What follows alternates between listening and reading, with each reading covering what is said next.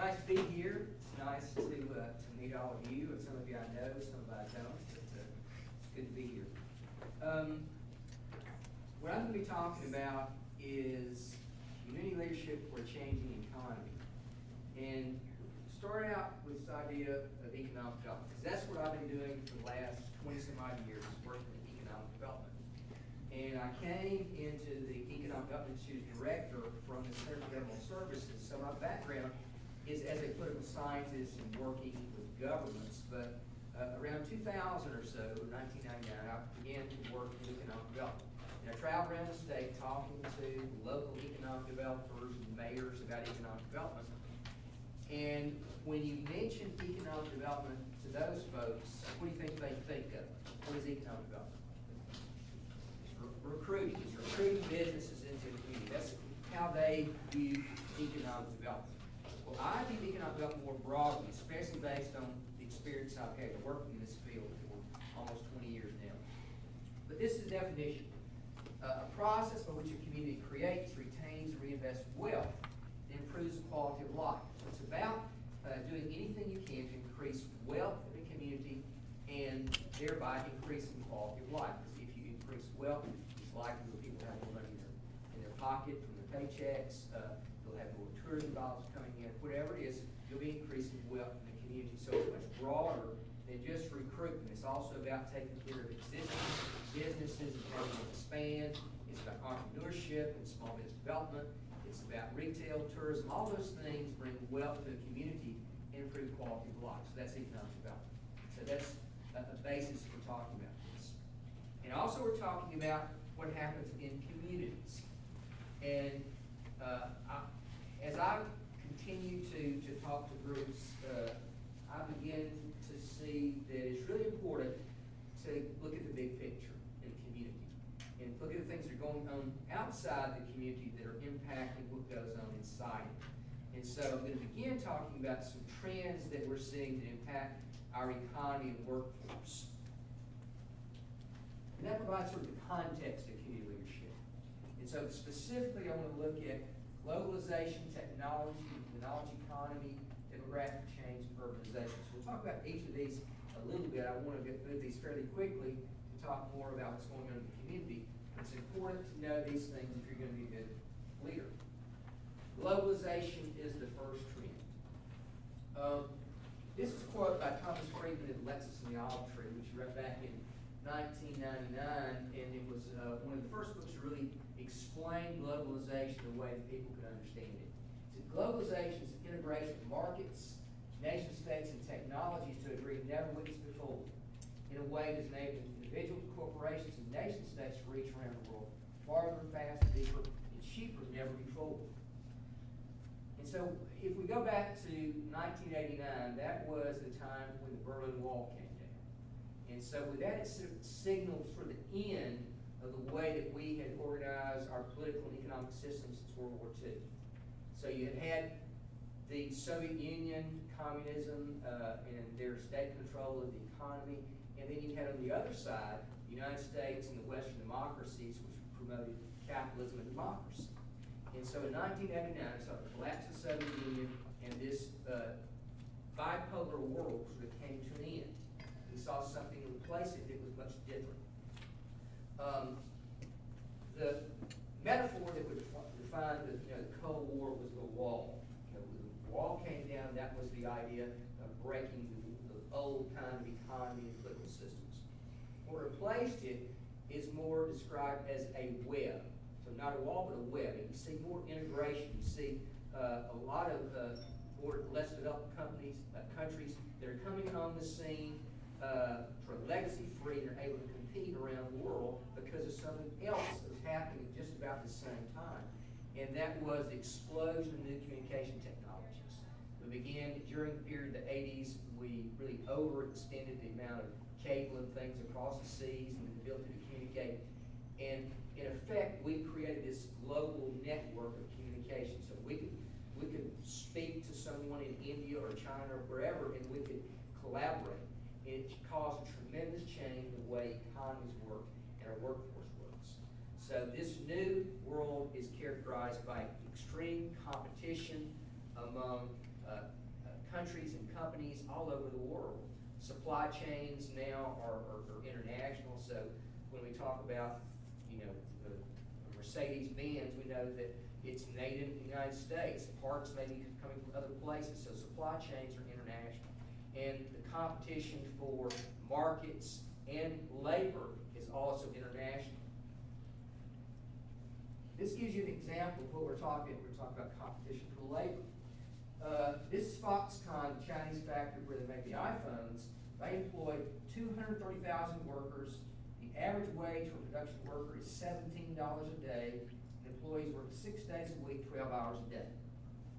So if we're competing on the basis of labor cost, then we're going to lose every time, and we have. So a lot of communities have seen their low-wage, low-skill manufacturing disappear. So rural areas especially that had been built on an agricultural economy saw the small farms go away, replaced by some low-skill manufacturing that sort of saved the town, and now it's gone as well. So you have all these places all over the country that experience some tremendous change and loss because of this. Now, globalization also causes us to have export markets. More investment is coming into the country. Prices are much lower, those kind of things. So there are advantages, but there are also specific disadvantages to communities that see the loss of some of their manufacturing. The second and probably more important impact on our economy and workforce is technology. This is from a report in 2002 by MDC, a think tank out of North Carolina, and they looked at the state of the South, shadows of the Sun Belt revisited. They said this: national recovery won't bring jobs back to the rural South. Production to move to other countries with lower wages, or plants as substitute technological advanced machines for people. Tens of thousands of jobs are not coming back. So two things there. One is globalization. Companies are going to places with lower wages. But secondly, plants have substitute technological advanced machines for people. So automation technology is the biggest cause of the loss of jobs we're seeing in the United States. This is from CBS 60 Minutes back in 2013. It says, percentage of Americans with jobs is at a 20-year low. Just a few years ago, if you traveled by air, you would have interacted with a human ticket agent. Today, those jobs are being replaced by robotic kiosks. Bank tellers giving away to ATMs. Sales clerks are streaming e-commerce. And switchboard operators and secretaries of voice recognition technology. So a lot of jobs are going away, being replaced by technology. Every summer we do, through our intensive economic development course, we go to the Hyundai plant and we watch cars being made at the Hyundai plant. Now, if you've gone to an auto plant in America 25 years ago and watched the car being made, you'd have seen Jimmy and Joe down on the floor turning a wrench and doing the things to make a car. But when we go and see a modern auto plant today, who's doing the work? Robots. If you go to an auto plant, all the work is being done by robots. The humans that are there are tending the robots. So it's a different kind of job. I mean, the talent bar is raised. It's not about a sort of low-skill kind of job anymore. In manufacturing, increasingly, the skill requirements are much higher because of technology. And there are much fewer people who are actually needed to do the job. In the United States, we've led the world in technology innovation for a long time. But between 1960 and 1999, manufacturing share of America's employment roughly halved to about 15%. During this same period, the manufacturing output nearly tripled. So we have half as many people working in manufacturing and are producing 3 times as much output. That tells you that we're doing more automation, there's less labor, we're just as productive. We saw it in agriculture. We're producing as much agriculture as ever, our products there, but we don't need as many people to do it. We're doing it with machines. Over and over and over, we're seeing that kind of thing occur. And you may have seen this book and magazine, the idea of robots are coming to take our jobs. Will technology soon erase these jobs? The answer is yes. That's the answer. Technology is replacing human labor, and and will continue to do so. Back in 1965, there was a guy named Gordon Moore who posited what's known as Moore's Law. And the idea, he was the co-founder of Intel, and he said this, that the amount of information you put on a microchip doubles every 2 years.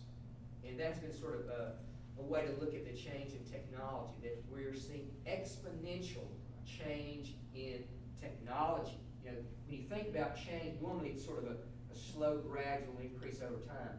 What we're seeing in technology is more like a hockey stick. It's going straight up. So the change we're seeing is more than we can keep up with, more than our political systems, our economies can keep up with. But we're talking now about self-driving cars and all those kind of things. And you know, one of the largest occupations in the country is truck driver. And when we have self-driving cars, it'll displace that. And we're seeing doctors being displaced by technology. We're seeing lawyers being displaced by technology, real estate agents. And in all kind of fields, you're seeing human labor being replaced by automation and technology. So that's occurring. And all this leads to a change in the kind of economy that we have, a knowledge economy. Back in 1980, Alvin Toffler wrote a book called The Third Way.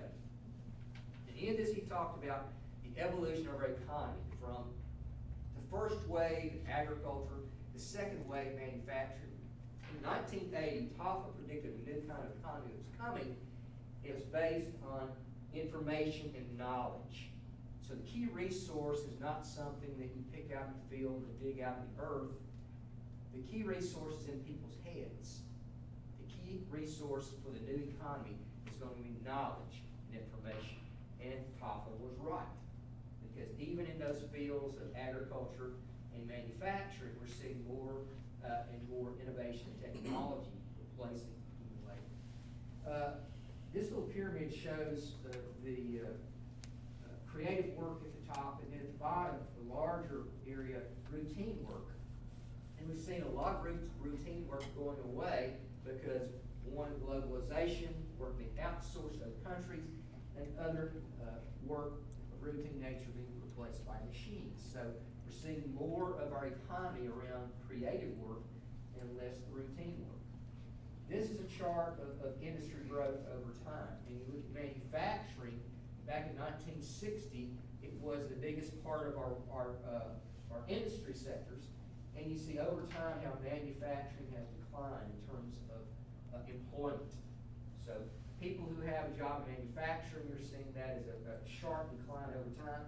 Other things are more gradual increases or flat.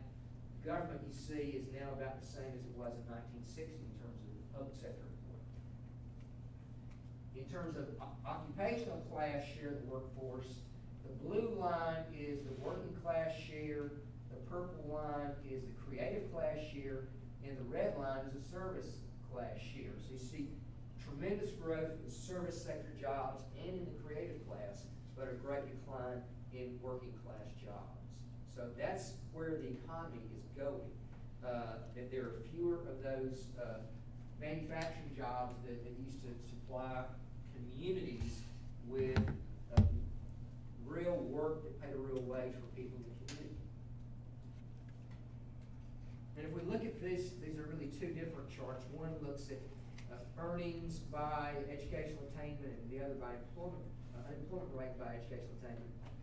And you see that the more education you have, the more money you earn, and the more education you have, less likely you'll be unemployed.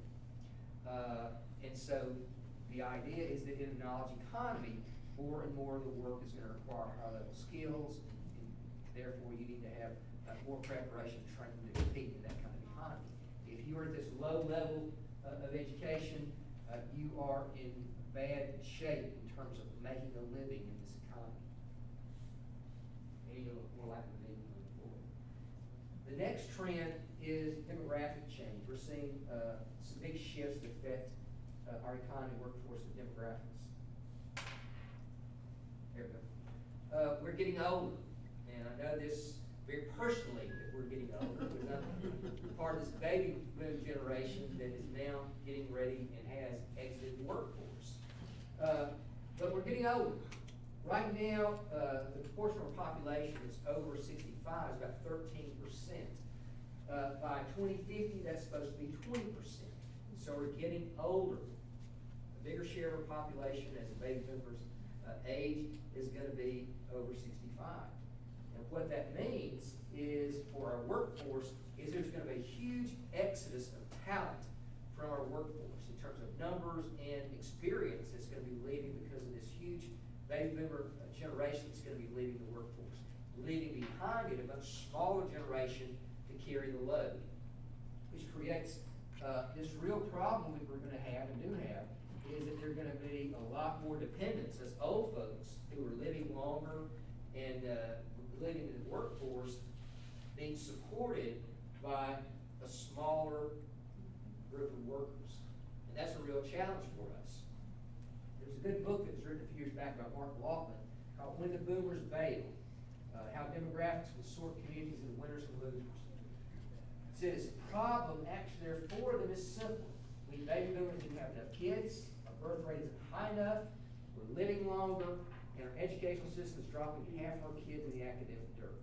As 78 million of us retire, there won't be enough qualified workers behind us to fill jobs and grow the economy. It's necessary to support all of us new dependents. And so we're getting older, and that has a real challenge for numbers in terms of our workforce. We're also becoming more diverse as a country. Every year there are about 1 million legal immigrants who come to the United States. In 2000, we had 12.5 skilled immigrants, which is more than the combined number for Germany, France, the United Kingdom, Australia, Canada, and Japan. So we have been an open society. We have welcomed immigration to this country. And to be honest, that is sort of a secret weapon for us going forward in terms of our numbers. Because if you think it's looking bad for the United States in terms of our aging population, if you go into Europe and China and Japan, these other countries, it's much worse. Whereas our populations in the working age are supposed to increase over time, theirs is declining. And so they're going to have a real challenge of numbers over time. And the reason we have the advantage is we have the immigration, we have people coming in. Between 1990 and 2005, immigrants started 1 out of 4 venture-backed companies in the United States. In 2007, 15 of the Fortune 100 CEOs had roots in foreign countries. And this next one is one that kind of blows my mind. In 2010, foreign students received more than half of all PhDs given in the United States. In the sciences, it was about 75%. So where are we getting our talent in research and science fields? It's coming from other countries. People who are coming to the United States because of our educational system, our colleges, universities, and if we can, we keep them here to stay and be talent in our industries, in sciences, and engineering, and those kind of fields. So we're becoming more diverse. This is a chart that shows 100 years of the United States. 1960 to 2060, you see that in 1960, about 85% of the population was white. A smaller percentage black, and then 4% Hispanic, 1% Asian. If you fast forward to, say, 2050, right here, next to the last line, you see that in 2050, whites will be a minority in the United States. There's huge growth in the Hispanic and in the Asian populations, especially the Hispanic population. By 2060, whites will represent 43% of the population, and Hispanics 31%. So we are changing demographically as a country. There's a really good book by Paul Taylor called The Next America. It said that 90% of the growth in our labor force between the start of the century and the mid part of the century would be because of immigrants and their children. 90% of our labor growth will be related to immigration, unless we make changes to immigration policy. Peter Drucker, in The Next Society, which is a great essay he wrote in 2001, said this: America's experience of immigration should give the lead of the developed world for several decades to come. It's not the numbers alone that give America an advantage. Even more important, the country is culturally attuned to immigration and long ago learned to integrate immigrants into its society and economy. So what Peter Drucker said and others said is the secret weapon we have in the economy going forward is our openness to immigrants who will come in and sort of hold up our labor force, which is declining like other countries, but ours is growing because of the influx of new immigrants. The next trend is urbanization. All over the world, people are moving from rural areas into more metro areas. This is a map of the United States. In the dark purple areas is half the U.S. population. Half the U.S. population are in those areas. The rest of the non-dark purple, that's the other half of the country. So we're becoming more urban.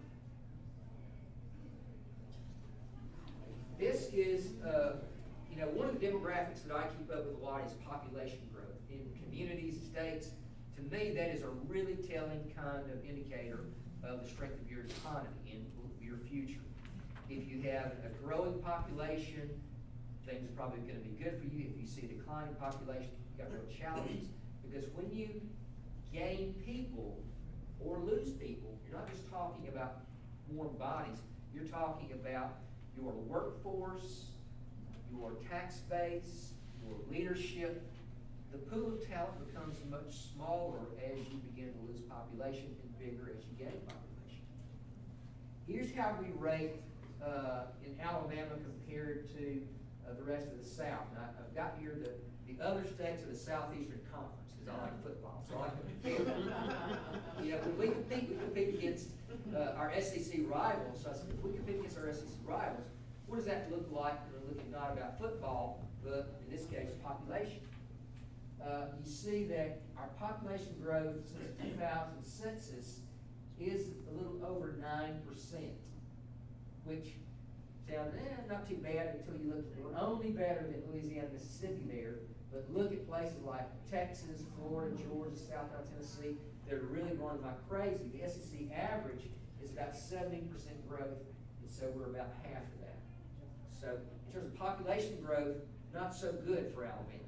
If you look at since the last census in 2010, our growth rate is 2%, which is better than Mississippi, but not as good as anybody else. If you look at the SEC average, it's about 5.4%, sort of less than half of the southern average for population growth. So that's to me a real problem that we have in Alabama.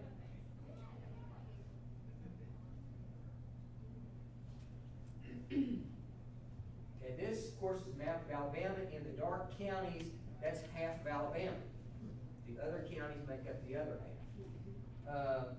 That's 8 counties. You see Jefferson, Mobile, Madison, Montgomery, Shelby, Baldwin, Tuscaloosa, and Lee.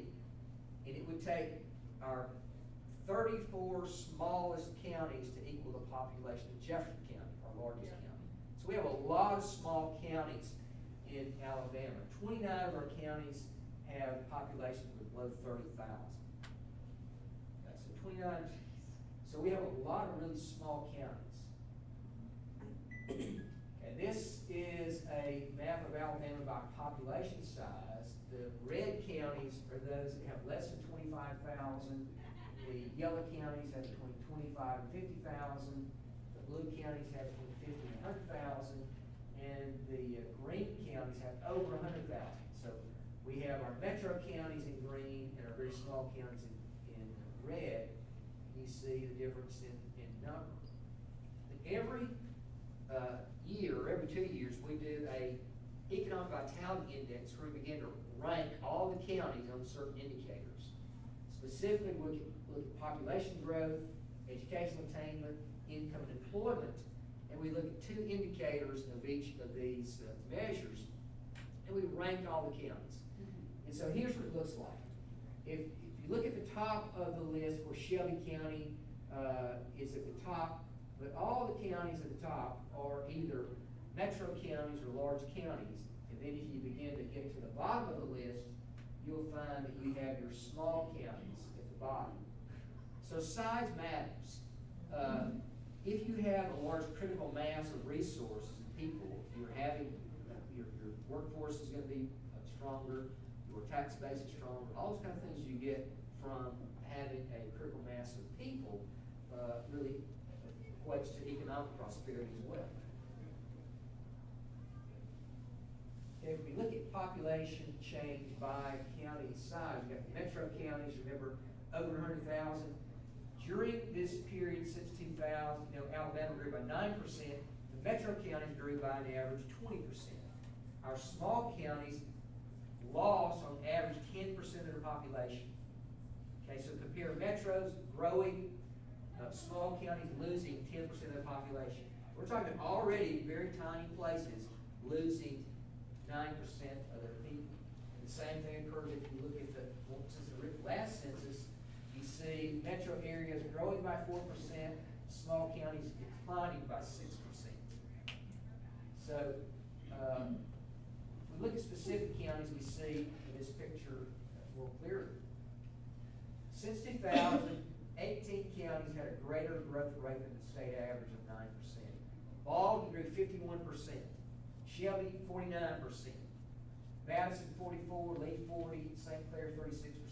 So you have these metro counties are growing like crazy. Okay, they're growing like crazy.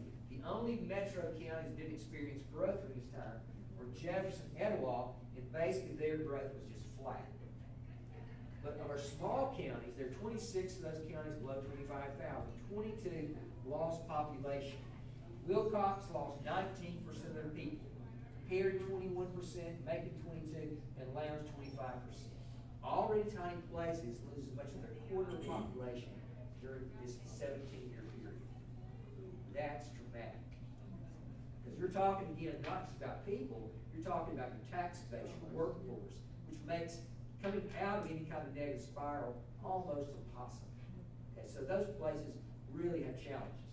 And so we're talking about community leadership. We got to understand what's going on. Between 2010 and 2017, 45 Alabama counties lost population. Of our 67 counties, 45 are losing people since the last census. So when we look at growth, it's concentrated in our metro areas. Those metro areas are doing okay, but the rest of the state has severe challenges. Other findings from our index on workforce readiness, we see some of the same kind of things. High school graduation rates, you got 92% Shelby County have a high school degree, and 67% Bullitt County. That's a big difference. Bachelor's degree, Shelby County got 41%, Coosa County less than 10%. So in a knowledge economy, when we're talking about you need, the talent bar is raised, you find some places that face real tremendous challenges. Income, the same, you see, metro areas, median household income is about $49,000, small counties about $32,000. Again, a big difference. Specific county, Shelby $72,000, Sumner $20,000. Poverty rate, Shelby less than 8, Dallas at 35. So we have a real have-not situation when it comes to Alabama. When you talk about the Alabama economy, it doesn't make much sense unless you begin to dig down and figure out what part of the economy you're talking about. Our metro economies are doing pretty well. Outside the metro areas, there are real struggles. So of all of these trends we talked about, globalization, technology, knowledge economy, urbanization, demographics, what does it all mean? The one thing it means is that you need fewer people to be productive. We're much more capital intensive than labor intensive these days because of innovation technology. Secondly, there are fewer low-skilled jobs. A lot of those have been outsourced. So you find entire industries have gone away. In textile and apparel, you find those in other countries, not in the United States, and certainly not Alabama. There's very few. The talent bar is much higher. There's a need for higher skilled workers, for education, critical need for coordination between our K-12 education, our community colleges, our businesses. But we've got to begin to make sure we have a workforce system that produces the skilled workers we need for this kind of economy. And there's this intense competition for talent. The coming world of economic development is not going to be about recruiting industry, it's going to be about recruiting talent. Because once you have talent, the industry will follow. Because they're going to be looking for smart people. Industries will follow places with smart people, educated, skilled workers. And so, in community leadership, because that's the topic now, you've got to know this. You've got to know the importance, how the game has changed, and how you've got to step up for a new kind of economy. And the fifth thing there, all these things are a huge challenge for rural communities. The changes are not in their favor. You know, it's like a tornado has hit, and they weren't ready for it. They're not ready to recover from it because their schools are lousy, and we're talking about a new knowledge economy. Their populations are leaving, and you've got to have those kind of numbers to create workforce, tax base for infrastructure, those kind of things. And so those rural places are really struggling in this kind of new economy. And then lastly, community leadership is more important than ever. In this kind of economy, when the Boomers Bail, the subtitle is how new economy is separating winners from losers. So some communities are going to win, some are going to lose. And so the places that are going to win are going to be the ones that have good leadership. That's the bottom line, because a lot of these things are too big to deal with, and unless you have engaged leaders who are coming together to figure things out, come up with some solutions locally, you're not going to survive. Which gets us finally to what we want to talk about: community economic development, community leadership. All right, here is the way I look at a local economy, and I do a lot of strategic planning and working with communities. A lot of folks want to talk just about industrial recruitment and economic development. What's our marketing plan? What kind of incentives we're going to use? The idea of our job is sales and marketing. We want to sell our community. But in reality, economic development is not just about sales and marketing. It's also about product development. You've got to have a product to sell before you can be successful in selling, no matter what the product may be. And so at the base of this, you've got to have a strong community. A strong economy is built upon a strong community. If you don't have a strong community, then you're going to be in trouble. And by community, I'm talking about infrastructure. And I'm talking about physical infrastructure. You've got to have roads and utilities and sewer and all those things. And now telecommunications is now core infrastructure. You've got to have broadband. So you've got to have a physical infrastructure to build your economy up. You also have to have a human infrastructure, meaning educated and skilled workers. Because you're not going to be able to grow your economy, especially not this economy, unless you have the talent and the skilled workers to make your community successful. So at a foundational level, you've got to have a physical, a human infrastructure. And also, probably more ignored, but the most important, is you've got to have a civic infrastructure, community leadership. You've got to have leaders who are working together, citizens who are engaged, strong community institutions, and a community mindset of pride and optimism. That provides a foundation on which you can build your community and your economy. Without it, these strategies are not going to work, whether it's industrial recruitment, taking care of existing business, entrepreneurship, retail, commercial, tourism. All those things are important, but none of that's going to work. None of it's going to matter if you don't have it built on a strong foundation and a strong community. Okay? That is the philosophy that I have in everything that we do in our office. So when I think about economic development, I'm not talking about recruiting industry. I'm talking about creating wealth, improving quality of life. It includes all these things. So that's what I'm talking about. You need to have the physical, the human, and the civic infrastructure. And back in 2006, we had a rural roundtable here at Auburn. And we brought together folks from around the state and the communities to talk about what do we need to do to be successful in rural economic development. And we met for a whole day, we all talked, we invited the groups. And what came out of that day was three things that we need to do. The first thing they said we need to be prosperous in our rural communities is we need leadership.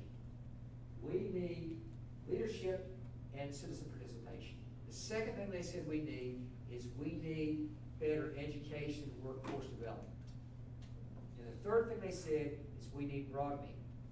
We need communications technology to be successful in rural areas.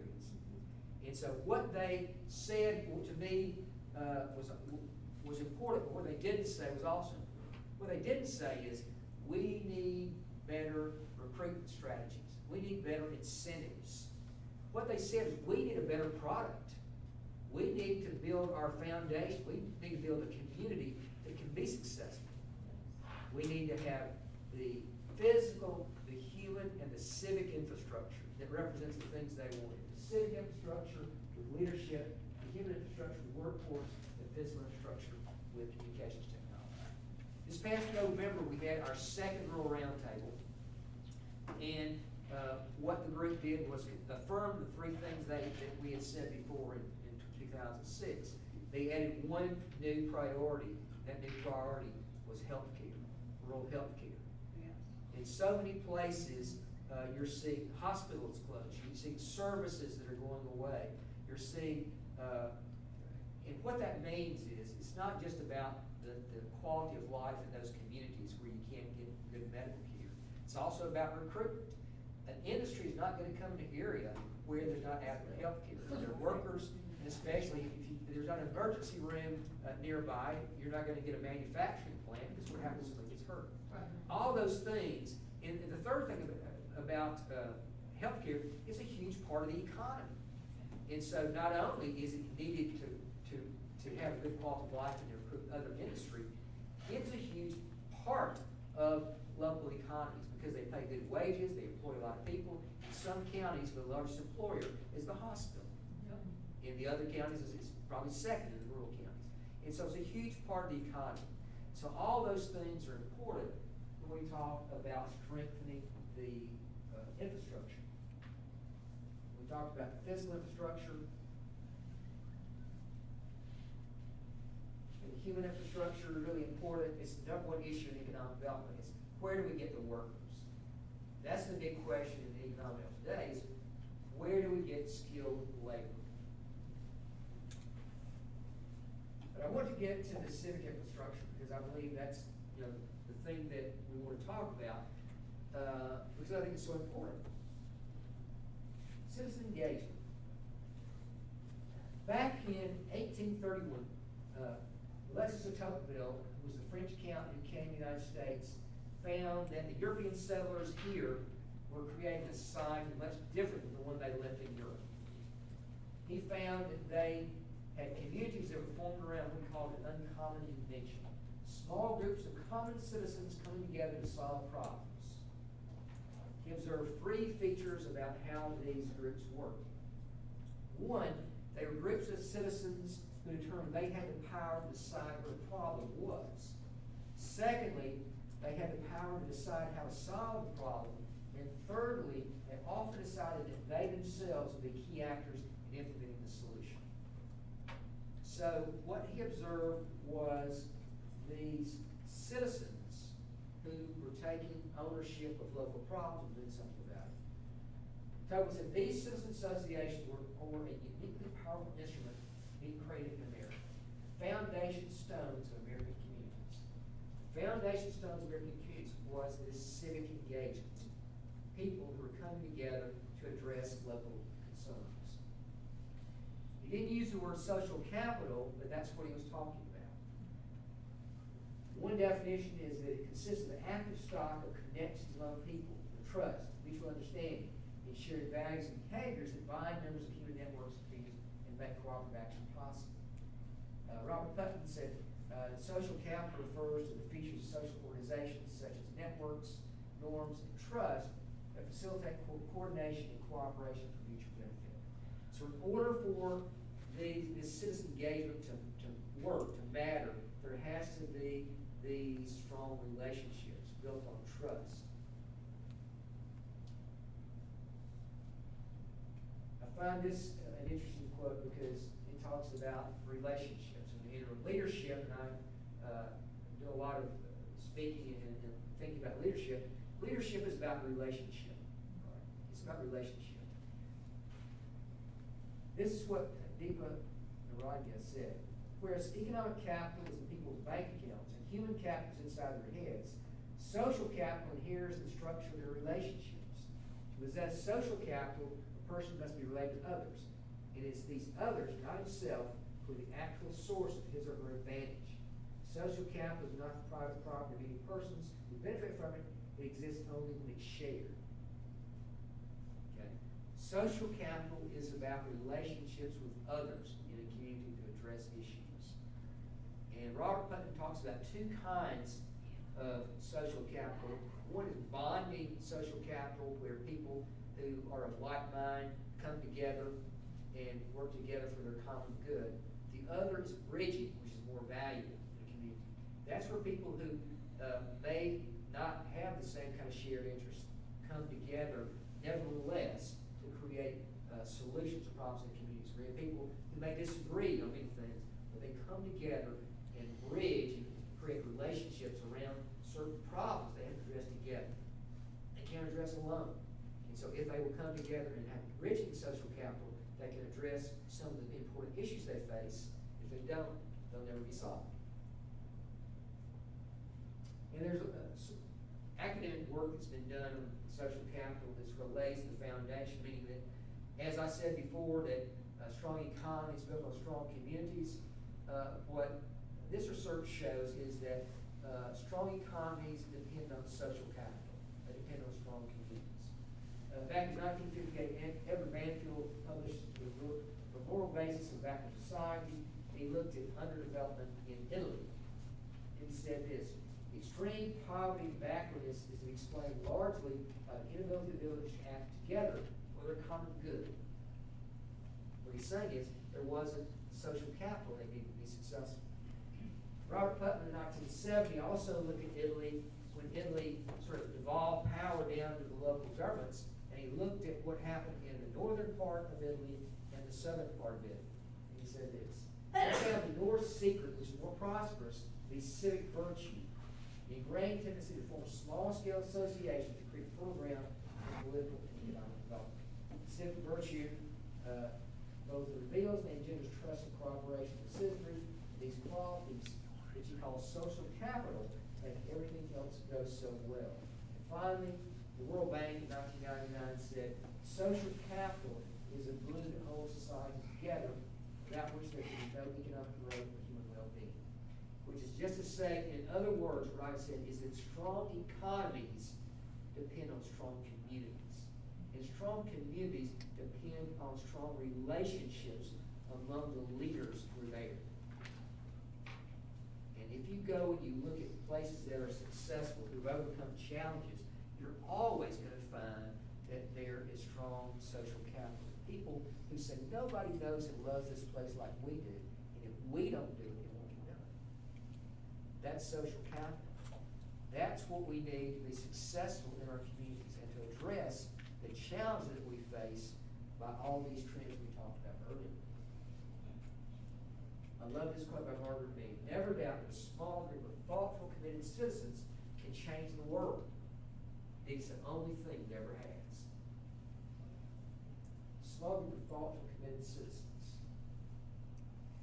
That's citizen engagement. So what do we need to do to provide opportunities for this kind of engagement? One thing we need is public space. We need a place where people can come together to talk and address things that concern them and try to come up with some solution. It could be town meetings, delivery forums, roundtable discussions, concerts and festivals, things that bring people out of their homes into the community, especially when people come out to try to plan and think about particular problems that concern them and figure out how they can address them with their own work together. So we need public space. And collaborative leadership. So there needs to be a new view of community leadership. A lot of times we think about a leader, we think about somebody who has an institutional position in an organization, the mayor, or the head of the chamber or something like that. But that's not really what community leadership is about. The new model is the leader as a catalyst, connector, and consensus builder. A catalyst, connector, consensus, someone who brings people together. Because what we find is that the mayor or anybody else doesn't have all the answers, that we cannot solve the kind of problems that we face alone. We've got to have all the organizations pitching in. We've got to have break down all the silos and begin to work together. We're going to be successful. So we need meeting leaders from a variety of backgrounds and perspectives that come together for the community. What Dave Matthews, the president of the Kevin Foundation, calls a leaderful community. It's not just about the quality of leadership, it's about the quantity of leadership. You have a lot of people, different walks of life, who come together and say, I'm going to do my part in this community. And to do so overcomes what I see as one of the biggest problems that I've seen in my 30 years of working in communities is the problem of disconnectedness. I mean, you go into a community, there are a lot of good things going on. You find that the chamber's doing some good things, the city government's doing a good program, the churches may do some good things. But what rarely happens is that they are working in concert with one another rather than independently. So you have a lot of folks who are doing their own thing, doing some good things, but not really making the difference they could if they would get on the same page, break down the silos, and work together. Building webs and not walls. Webs, networks, people who come together and connect around trying to find solutions to the thing that affects them, whether it be your school system, healthcare, whatever the problem may be. People who say, we're not going to take the status quo, we're going to do better. Whatever it takes, we're going to do better. And they've worked toward that. In Thomas Friedman's newest book, he talks about the I people, EYE. He talked about all these things that I was talking about, all these trends going on, are sort of like a hurricane that are hitting us. They're unprecedented change coming at us all at once through all of these forces of technology and other things we talked about. He talked about some people are wall people. They want to put up a wall and try to stop the hurricane. Those people are not going to be successful. It's the I people, people who stand in the middle and try to take energy from these things and figure out how they can use these forces for their benefit for the people to be successful. He talks about sort of I people and wall. The I people understand that these forces are there, but they try to take energy from them and use them rather than simply stand against it as a wall. This is sort of my philosophy of community development. The key to community development is to look at all available local assets and begin connecting them in ways that multiply their power and effectiveness. That African proverb says, if you want to go fast, go alone. If you want to go far, go together. And so it's about identifying your assets, making use of every asset you have by connecting them and multiplying their power and effectiveness. If we're doing it on our own, if we're doing it in silos without relation to other parts of the community, we're not going to be as successful. So the whole point of this about community leadership, it's about relationships within a community, making them stronger, making them more enduring, more habitual. And it's about connecting stakeholders. You know, the folks who are in those positions in the head of institutions, whether it's the school superintendent, the mayor, head of the chamber, all those people are truly in a position of leadership of an institution that has an important role in the community. But too often, they are operating on their own and not in concert with the other institutions. And so, if we can figure out how we work together, meaning the school system, working with the business community, working with the government, working with the faith community, all those folks beginning to figure out how to work together, then we can be more successful. And one way to do that is to create structure. Because I believe, all these things about connections and aligning the resources in the community are important, but it's hard to do without some kind of structure to make it happen. So one structure that's proposed by the Southern Policies Board and a report they did back in 2005, is to create something called a prosperity alliance. That's where you take the heads of your school superintendent, your mayor, maybe your county commissioner, your business leaders, your faith-based leaders, your head of civic organizations, who come together and meet on a regular basis to create a plan or to figure out what your community priorities are and develop strategies to address those priorities. But it would be a regular occurrence where you get the representatives of all the parts of the community coming together, thinking not just as what are we going to do in schools, or what are we going to do in the business community, or what are we going to do with government programs, but what do we do by putting all the pieces together?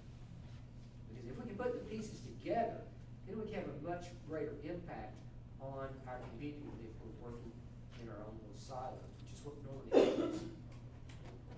So the Prosperity Alliance would be multidisciplinary, interjurisdictional.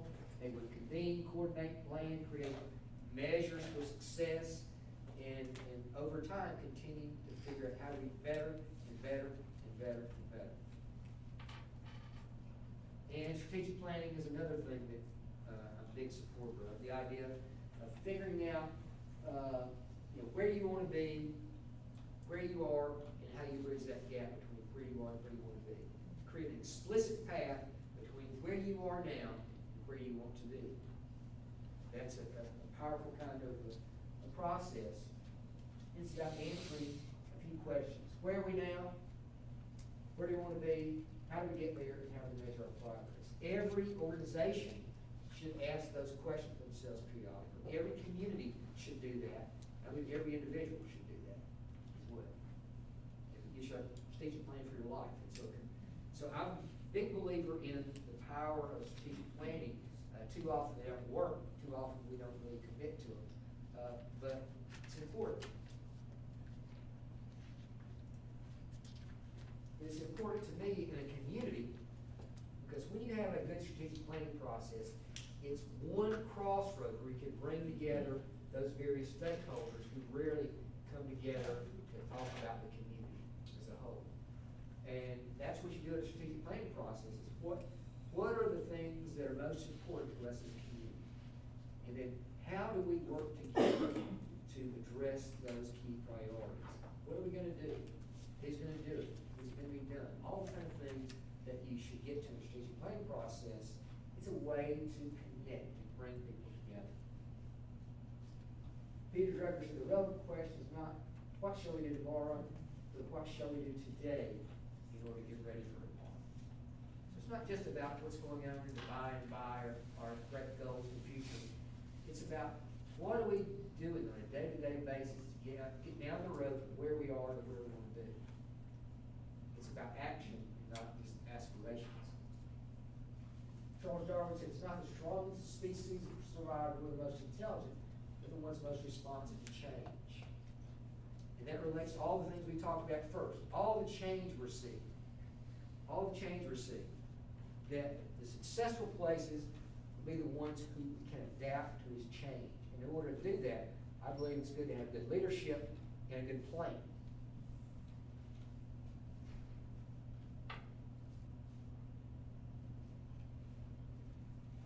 And also, when we talk about our small communities, it's important to begin to think about regions. Because a small county, a small city, by definition, has a limited capacity for the resources they need. This is a quote from a publication we wrote a few years back. Because rural areas are sparsely populated, they lack a critical mass of taxpayers, leadership, financial capacities, infrastructure, and skilled labor. So rural communities are surviving must join forces and work together. Rural communities must learn to see a neighboring town as a competitor only from the Friday night football game. So we've got to begin to think, how do we work together? Our small places really can't survive on their own. In order to compete in the kind of economy we're talking about, they need to increase their critical mass of assets by joining forces with their neighbors. So we need a lot more regional strategies. And I'll tell a story about a few communities. Tupelo is the first one. Tupelo, Mississippi. How many know Tupelo, Mississippi? on a neat place, birthplace of Elvis, those kind of things. But Tupelo also is really one of the best examples about the kind of things that we've been talking about, how a strong economy is being built on a strong community. In 1940, Lee County, Mississippi, which contains Tupelo, was one of the poorest counties in the nation. It was one of the poorest in Mississippi. If it was one of the poorest in Mississippi, you know it's going to be one of the poorest in the country. Their largest employer was a large garment factory that closed in 1937 after a federal labor strike. It divided Tupelo and left a lot of residue anger and distrust, and the place was on the floor. Okay, they were already poor, now they lost their largest employer, and they were in bad shape. The catalyst for the turnaround was their newspaper editor, Jordan McLean. He was editor of the Tupelo Daily Journal, and he was sort of the catalyst that sparked change in that community. And what he did is he wrote editorials, and he went personally and met with the business community, and he tried to convince them it was in their interest to help the farmers in Tupelo. If you can go out and you can make the farmers be successful, they're going to have more money to spend in your stores, and that's going to be in your self-interest. So he tried to convince him of that, and he did. And so they formed a cooperative, and they invested money, business money, in developing the local dairy industry, which was a big success. They began to see the farmers more successful, and began to see the investment in their local stores, and began to see some growth. And this was sort of the turning point where they began to see that this kind of a grassroots movement of investing in themselves and working together could pay dividends.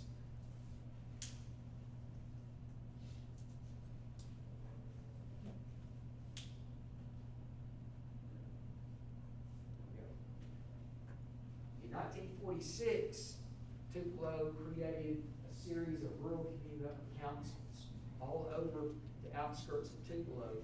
It was sort of like the New England town meeting, where these rural folks would come together and talk about the issues they faced and try to come up with some strategies to deal with them.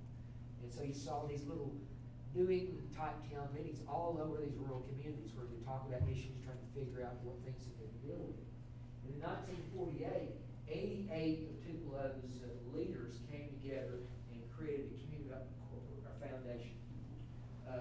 Anyone who could pay the dues could join the foundation. And the idea is, we need money to invest in ourselves if we're going to grow. And they did that. They all invested based on their ability to pay. They began to invest in their schools, in their hospitals, and other things. They began to see a lot of successes.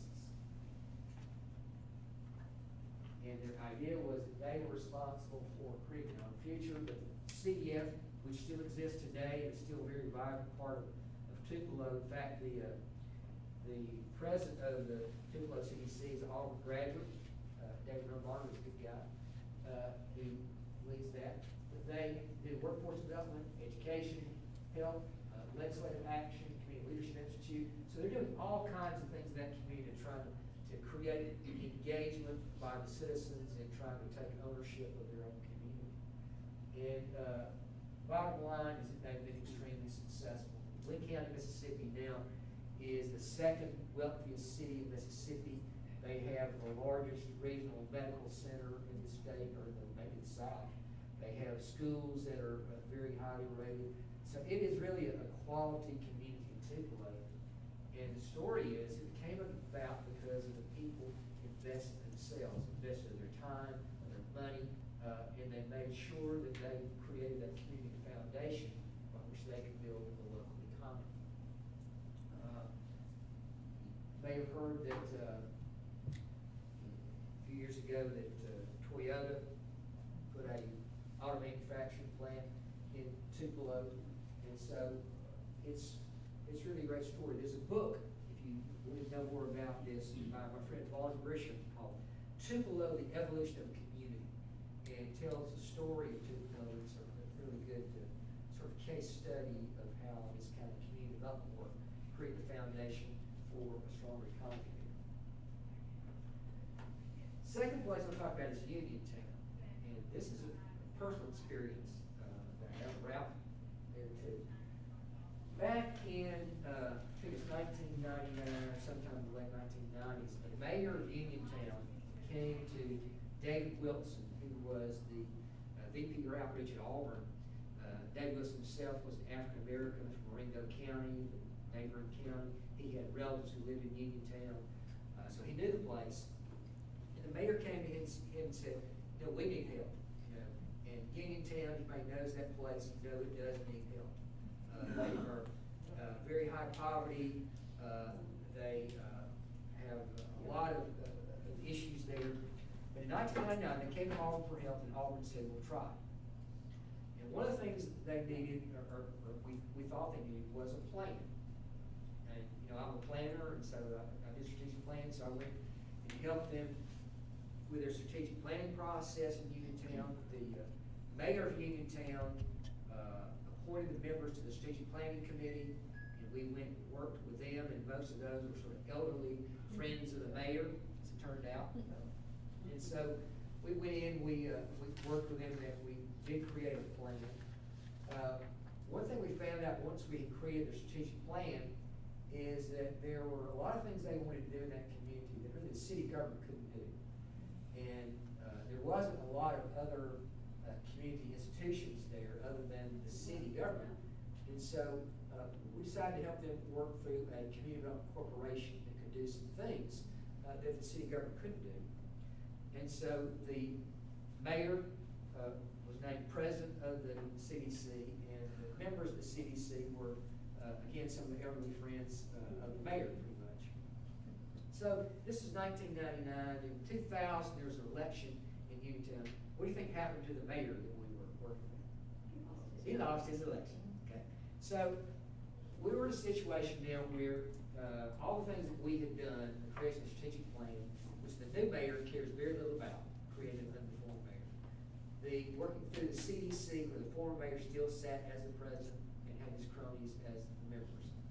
So we really didn't have a good plan that we could use. So what we did was we said, let's just talk to people in Uniontown and see what they think. So we tried to create a group, a cross-section of black and whites from Uniontown to come together and talk about their community. And so we began with two questions. One was, what do you like about this place? And the second was, what would you like to change? And as the group began to talk, what they found was that it didn't matter whether you're white or black, you tended to like the same things, and you tended to dislike the same thing. You wanted the same kind of change. And that they found that they had more in common than they did that were divided. And one thing they said is they continued to meet in this group. So they later named themselves Uniontown Cares and formed a 501c3 nonprofit group. They said, you know, we need economic development. But we'll never get economic development in Uniontown if the place looks like it does. Meaning, it was not just about, you know, the way it looked physically. It was kind of junky. They had junk along Highway 80 there as you went through from Selma to the office. Didn't look good. But it looks unsafe because it had a lot of young people who were sort of hanging out, loitering around the buildings, and as a person does in Uniontown, they probably hit the gas just to get through as quickly as they could. It just seemed unsafe. And so people in Uniontown care, so we got to do something about that. Never have economic development unless we can deal with that loitering problem. So they went to the mayor and the police chief and said, you know, we need to enforce our loitering laws and get these kids off the street. So they created signs and put up that kind of thing. But as they continued to talk, they said, you know, who are these people who are out here loitering? It's my nephew, it's kids who went to school with my son, they're people we know. And the reason they're there is, in a lot of cases, they have alcohol problems or substance abuse problems. So they begin saying, okay, well, what can we do about that? They said, well, maybe we can create an Alcoholics Anonymous group. And they did that. And so this was sort of an aha moment for me. It's what they did was they had gone from expecting the mayor and the police chief to try to solve this problem they had. They began to say, what can we do? What are the things that we can do? What do we control? How can we control? So they began to do that. They began to sort of feel a sense of empowerment. They began to clean up parks, clean up cemeteries, organize a fund drive for the volunteer fire department, all these kind of things they did. And it began to make those folks who were involved feel good about themselves and feel better about their community. So you began to see the creation of something there that wasn't there before, a sense of hope. So it was a real experience to me to see what they had seen in Tupelo is that if you're ever going to have economic development, you're going to have some kind of community to build it on. So I saw there the beginnings in Uniontown of what might happen if they would continue to work together. They could have a chance, right? But it took this engaged citizenry saying that nobody's going to help us unless we help ourselves to make that matter. So some of the lessons from all this was that government alone can't solve a community's wicked problems. Wicked problems would be those problems are not easy to solve. They require not just one entity trying to provide an answer, but a lot of people working together to deal with a multifaceted kind of problem. Second, that dealing with such problems requires a collaborative approach by citizens, government, and multiple community institutions, and external sources working together. It's about working together, those relationships, that social capital that we develop. And relying solely on government or outside experts like us would leave the people on the sidelines and stifle the building process. So it's not so much about what the political leaders do with a top-down perspective or experts come in with an outside-in perspective. It's really about developing the capacity of the people who are there to deal with their own issues and problems. And lastly is Demopolis, which is a city not far down the road from Uniontown on Highway 8, heading towards Mississippi. But Demopolis is a community I've worked in a good bit, and I always found it to be an outlier with the Black Belt. It tended to have, more employment, higher incomes, all the kind of things you see in a growing community, in a vibrant community, that you didn't see in a lot of places in the Black Belt. And I worked there back in, I guess it was in around 2000 or so. And we're talking about, what's going on in Demopolis that makes you different? The story they told, and I hope it's true, I think it may be, is that during the 1960s, when there was immigration, they made a decision, the black and white leaders in Demopolis made a decision they would maintain their strong integrated school system. So, unlike most places in the Black Belt, which created public schools that were 100% black and all the whites went to white academies, in Demopolis they tried a different model. And they did the same in Thomasville, in fact, which also is stronger. And what they said was, what happened was, when we did not divide by race in education, we held the community together. And that was a different experience than other places the Black Belt saw. And so, the lesson there is that you can't waste any of your resources. When you begin to have the conflict that exists in some places, when you begin to divide by race or income or whatever it may be, political party, you diminish your resources. You're not taking advantage of all your assets. In these small places, they have so few resources, they can't waste any. And so, coming together, working together, is the only way they can possibly survive in the kind of economy that we're talking about. And they've done that in Demopolis. Southern Growth Policy Board came up with these characteristics of the convention plus in the future. Strong leadership, connected citizens, high social capital, nimble and quick to act, works well with others to build strong partnerships, qualified credentialed talent with flexible training, retraining, contingency informed global view, collaboration and implementation capacity, really good at something, and intentional. Which would describe some of the places we talked about.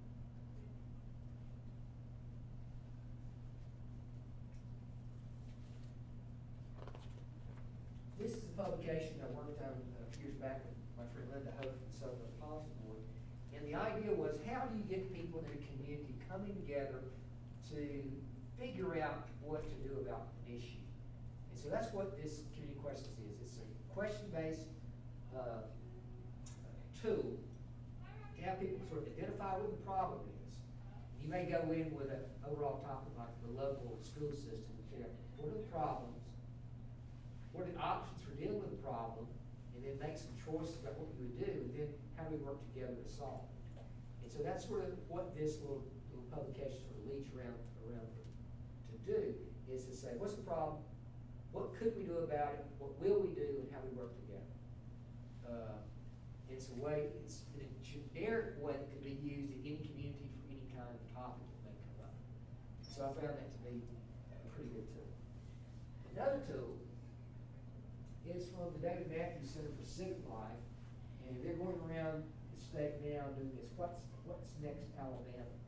And I helped them develop this as well, and it uses some of the ideas that we talked about today, and it goes through the process of looking at where are we now in this community, where do we want to be, and how do we get there. So, it's what next Alabama, but if I go into, say, Eufaula, what's next Eufaula? Get people there to begin to go through a process of identifying their key issues and what they might do about it and what they will do about it. So it sort of expands the idea of community questions, but puts it in a little different bent, which I think is good. This is a quote from The World is Flat by Thomas Friedman's African proverb. He said this: "Every morning in Africa, a gazelle wakes up. It knows it must run faster than the fastest lion or be killed. Every morning a lion wakes up. It knows it must outrun the slowest gazelle or starve to death. It doesn't matter whether you're a lion or gazelle, when the sun comes up, you better start running." And that's where we are in our communities. We don't have the option of waiting. We don't have the option of thinking that things are just going to get good all by themselves. It's going to take a lot of intentional action by people to make a difference in many communities. And lastly, I'm going to finish up with this: what it takes for a community workmanship. And I like quotes, and so I've sort of used a lot of quotes to sort of illustrate some of the things I think are important. One is a clear assessment of your assets and challenges. Teddy Roosevelt said, "Do what you can with what you have where you are." So sometimes you may not have much, but you can do something. You need a proactive vision and plan. Peter Drucker said the best way to predict the future is to create it. And we need innovative leaders. John Kennedy said, "Leadership and learning are indispensable to each other." And we need many leaders. David Matthews said, "What stands out in a high-achieving community is not so much the characteristics of the leader as their number. The high-achieving community have 10 times more people providing leadership than communities of comparable size. And its leaders function not as gatekeepers, but as door openers who don't widening participation." So we need many leaders. We need places that are leaderful. And we need community engagement. This is the Robert Kennedy's quote that called for the Tiny Ripples speech he made in South Africa, which was also relevant for the civil rights struggle at the time. But I think it also applies to community engagement. He said this: "Each time a man stands up for an ideal, or acts to improve the lot of others, or strikes out against injustice, he sends forth a tiny ripple of hope. And crossing each other from many different centers of energy and daring, those ripples build a current which can sweep down the mightiest walls of oppression and resistance." What I like about that is not just this idea of tiny ripples, that every person can make a difference. Everybody can do what they can. It's this idea of crossing one another. When those tiny ripples cross one another, it creates power. It creates possibility to make a change. And inclusiveness. Martin Luther King Jr. said, "We may have come on different ships, but we're in the same boat now." A lot of times we think that we can shoot a hole on the other side of the boat, and that doesn't work. It takes hard work. Will Rogers said, "Even if you're on the right track, you'll get run over if you just sit there." So it takes action. And persistence. Jacob Rees said, "When nothing seemed to help, I'd go and look at a stone cutter, hammering away his rock, perhaps 100 times, about as much as a crack showing. If the 101st blow was split in two, and I know it's not that blow that did it, but all of it gone on before. So sometimes they gotta keep hammering the rock.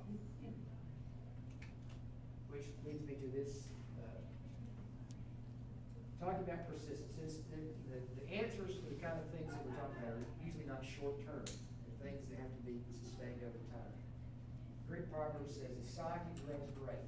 An old man plant trees, his shade they never table and never sit in." And lastly, investment. 2 Corinthians 9:6 says, "He who sows sparingly will also reap sparingly. He who sows bountifully will also reap bountifully." Sometimes we know what to do, we will not invest what is needed to get to where we need to be. So sometimes, it takes resources and money in investment. And here's where we are in Alabama. These are our state and local revenues per capita, again, compared to our SEC rivals and the nation. Because in our state and local taxes per capita, we are dead last in the country. Our tax burden is the lowest in the country. We ask little of our citizens. If we had the tax burden of, let's say, Mississippi, surely poor state, it would create $2.6 billion more every year, which is more than our general fund budget. And so, I think in a lot of cases, don't invest in what I said we gotta have to grow our economy. We may give incentives, but what we need is that human infrastructure and physical infrastructure. If we're gonna grow the economy, you've got to have that, and that takes public investment. And so, right now in a position where, in our office, we're JEDI, government and economic development, and I believe there's a perfect marriage there, because if you're gonna have economic development, you've gotta have good government. You've gotta have good government decision-making and investment in order to make the economy work. If you don't have that, the economy can't work. And lastly, leave with Albert Einstein, says we cannot solve our problems with the same thinking we used when we created them. That's it. Gone a little bit long, but